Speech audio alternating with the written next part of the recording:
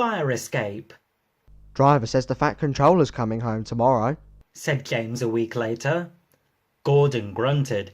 He wasn't anxious to see the Fat Controller. I must do well today, He said to himself as he waited to start the express. a good run today might help if the Fat Controller hears about it.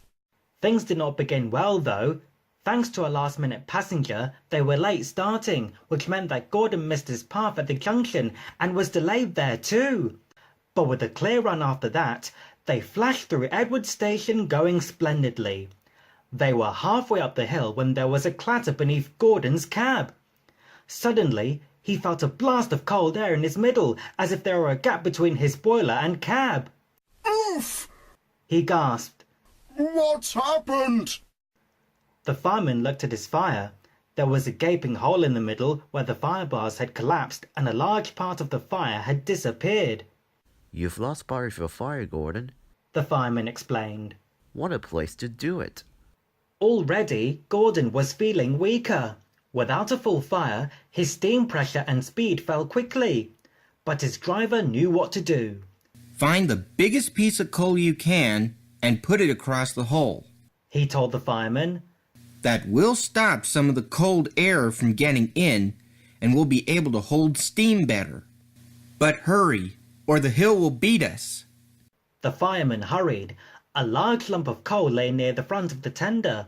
Quickly, he moved it into place with a shovel and a long steel bar. Gordon felt better at once.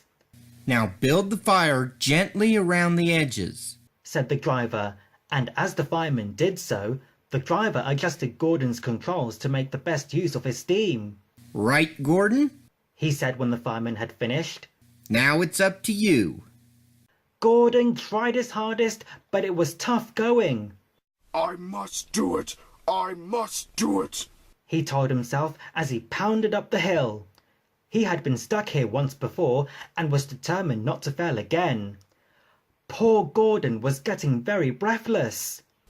I will do it. I will do it, He panted, but he was careful not to pant too loudly in case he blew away what was left of his fire.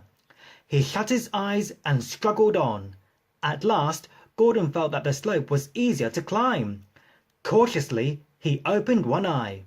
Yes, he was nearly at the top. I've done it. I've done it, He gasped triumphantly. The fireman mopped his brow. That was splendid, Gordon. He said. And now you deserve a rest. A signalman turned them into a goods loop and telephoned the works for a pilot engine to be prepared. While they waited, the passengers got out and told Gordon what a useful engine he was. Boca was at the works to help, and the two engines finished the journey without further trouble. At the end of the line, the Fat Controller was waiting for them. To Gordon's surprise, he was smiling. Thank you, Boko. He said. And thank you, Gordon, for a splendid effort. I am pleased with your work today, though certain other things leave much. But just then, a whistle blew and the Fat Controller had to hurry to his carriage. Once again, poor Gordon was left in suspense.